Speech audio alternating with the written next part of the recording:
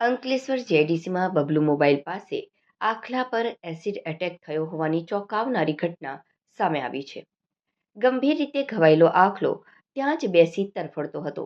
સ્થાનિક લોકોએ જીવદયા પ્રેમીને જાણ કરી સારવાર કરાવી હતી.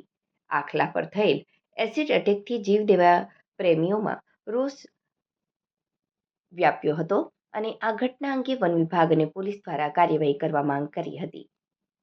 પ્રાપ્ત વિગતો અનુસાર અંકલેશ્વર જેડીસી વિસ્તારમાં આખલા પર અજાણ્યા ઈસમે એસિડ ફેંકતા તે ગંભીર રીતે ઈજાગ્રસ્ત થયો હોવાની માનવતાની ક્રૂરતા દર્શાવતો ચોંકાવનારો કિસ્સો સામે આવ્યો છે. જીઆઈડીસીમાં આવેલ બબલુ મોબાઈલ પાસે રોડ પાસે રહેલ એક આખલા પર ગત મોડી સાંજે અજાણ્યા ઈસમોએ એસિડ એટેક કર્યો હતો અને આખલા પર એસિડ નાખી ફરાર થઈ ગયા હતા. એસિડ પડતા શરીરના અંગો ઓગળવા સાથે દર્દથી આખલો ત્યાં જ તરફડતો હતો. આખલાની આ હાલત જોઈને સ્થાનિકો પણ ચોંકી ઉઠ્યા હતા અને ઘટના બાદ સ્થાનિકોએ પશુ ચિકિત્સક અને જીવદયા પ્રેમીઓને જાણ કરી હતી.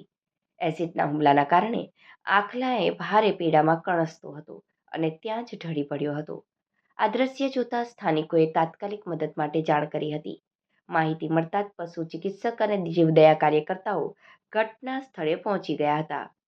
તેણે ઈજાગ્રસ્ત આખલાની તાત્કાલિક સારવાર શરૂ કરી હતી. હાલ આખલાને સારવાર હેઠળ રાખવામાં આવ્યો છે. આ ક્રૂર બનાવને પગલે વિસ્તારના રહેવાસીઓમાં ભારે રોષ જોવા મળી રહ્યો છે. પ્રાણીઓ પર આવી ક્રૂરતા આચરનાર વ્યક્તિ સામે કડક કાર્યવાહી કરવાની માંગ ઉઠી રહી છે. તેમજ આજુબાજુના સીસીટીવી ફૂટેજ મેળવી પોલીસ તેમજ વન વિભાગ દ્વારા આ બર્બરતાભર્યા કૃત્ય કરવા બદલ જે તે વ્યક્તિ સામે પ્રાણી ક્રૂરતા અધિનિયમ હેઠળ કાર્યવાહી કરવા માંગ કરાઈ હતી.